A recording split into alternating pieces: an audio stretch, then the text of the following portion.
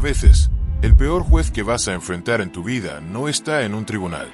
Está en el espejo, justo la mañana después de haber tomado la peor decisión posible. Hoy vamos a poner el microscopio sobre una sola pieza de Entre el querer y la necesidad, el capítulo 7. No vamos a hablar de romance, ni de triángulos amorosos. Hoy vamos a diseccionar lo que pasa cuando el caos que tú misma provocaste choca de frente contra tu vida real. Vamos a hablar del bajón, de la culpa, y de cómo la duda, por más destructiva que parezca, también es cita. Bienvenidos al realismo sucio. El capítulo arranca sin piedad. Samantha despierta con una resaca que no es solo física, es existencial. El texto nos escupe a la cara síntomas muy concretos: la presión detrás de los ojos, el pecho vacío, las manos temblorosas. No es tristeza, es una condición casi fisiológica. Es el bajón.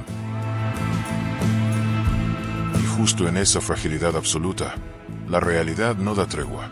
Los olores cotidianos a leche y jabón, que deberían ser el aroma de un hogar seguro, la agreden. Su sistema nervioso está tan alterado que un vaso de leche derramado provoca una explosión brutal, un grito demasiado fuerte, y su hija Doris se pone a llorar. Es la primera grieta visible en su armadura. Y aquí viene la genialidad clínica de esta escena. El pensamiento que atraviesa a Samantha es: soy una pésima madre. Pero el narrador nos detiene en seco y aclara: ese pensamiento no venía de su moral, venía de su química. El autodesprecio que siente no es una evaluación objetiva de sus acciones, es el efecto secundario de la caída. Es como tener fiebre. Su propio cuerpo la está traicionando. Si la batalla interna ya era un infierno, la puerta se abre para dejar entrar a la encarnación del juicio social. Su hermana Yasmín, su sola presencia, electrifica el aire. Bonita noche. No. Eso no es una pregunta. Es una daga disfrazada de conversación. Yasmín trae a la cocina el peso del que dirán, la voz del barrio. ¿Y qué hace Samantha? Grita. Se defiende. No. Se pone a limpiar el piso. Frota con una fuerza desmedida. Es una respuesta casi animal. Un desplazamiento psicológico de manual. Está intentando, literalmente, fregar la culpa, borrar la mancha moral con jabón. Pero el problema es que la verdadera fuente de esa culpa la está esperando allá afuera.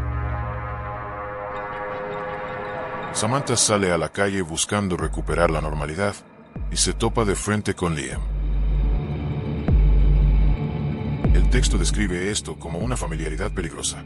La mirada de él viaja desde los ojos de Samantha, baja a las niñas que están aferradas a su cintura como un ancla, y sube de nuevo a sus labios. Es una violación silenciosa de su espacio seguro. Liam la está desnudando moralmente frente a lo que ella más debe proteger. Él representa la tormenta que amenaza con soltar esa ancla.